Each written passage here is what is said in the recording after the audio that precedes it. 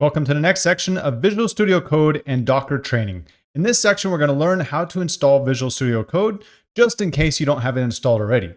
If you already have it installed, you can already skip to the next section about installing the extension. So to install Visual Studio Code is quite simple. First, we need to download Visual Studio Code by going to code.visualstudio.com/download. This will then present you with the three options of either Linux, Mac, or Windows.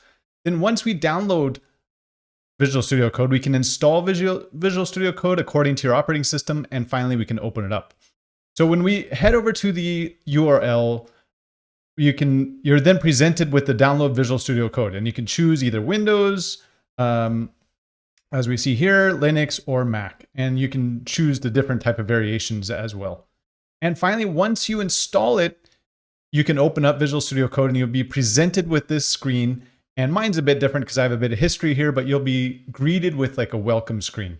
And you'll see exactly what we need to do to get started. So that's all we need for the Visual Studio Code to install.